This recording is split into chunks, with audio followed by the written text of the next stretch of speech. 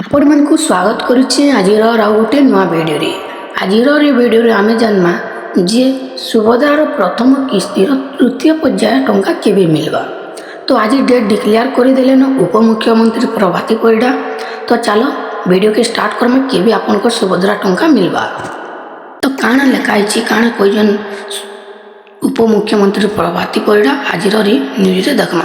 ତ ସୁଭଦ୍ରା ଯୋଜନାକୁ ନେଇ ଉପମୁଖ୍ୟମନ୍ତ୍ରୀ ପ୍ରଭାତୀ ପରିଡ଼ା ବଡ଼ ଘୋଷଣା କରିଛନ୍ତି। ସେ କହିଛନ୍ତି ଆଗାମୀ 24 ତାରିଖରେ ପ୍ରଥମ କିସ୍ତିର ତୃତୀୟ ପର୍ଯ୍ୟାୟ ଟଙ୍କା ମିଳିବ। ଏହି ଦିନ 20 ଲକ୍ଷରୁ ଉର୍ଦ୍ଧ୍ୱ ମହିଳା ହିତାଧିକାରୀଙ୍କୁ ସୁଭଦ୍ରା ଯୋଜନାରେ 5,000 ଟଙ୍କା ଦିଆଯିବ।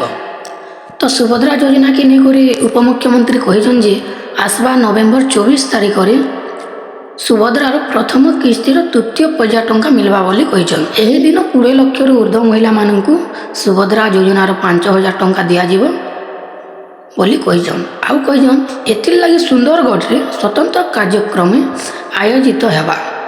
ସେଠାରେ ମୁଖ୍ୟମନ୍ତ୍ରୀ ମୋହନ ଚରଣ ମାଝୀ, ଉପମୁଖ୍ୟମନ୍ତ୍ରୀ ପ୍ରଭାତୀ ପରିଡ଼ା, କେନ୍ଦ୍ରମନ୍ତ୍ରୀ ଜୁଏଲ ଓରାମ ଓ ଧର୍ମେନ୍ଦ୍ର ପ୍ରଧାନ ପ୍ରମୁଖ ଉପସ୍ଥିତ ରହିବେ। ଏଥିର୍ଲାଗି ସୁନ୍ଦରଗଡ଼ରେ ଗୋଟେ ସ୍ୱତନ୍ତ୍ର କାର୍ଯ୍ୟକ୍ରମ ହେବା।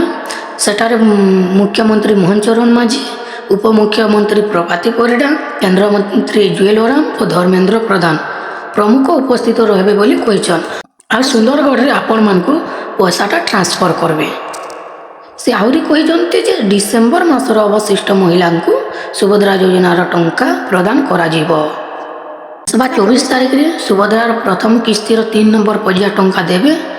ତ ଆପଣମାନେ ଅପେକ୍ଷା କରନ୍ତୁ, ସେଦିନ ଆପଣମାନଙ୍କୁ ପଇସା ମିଳିବା।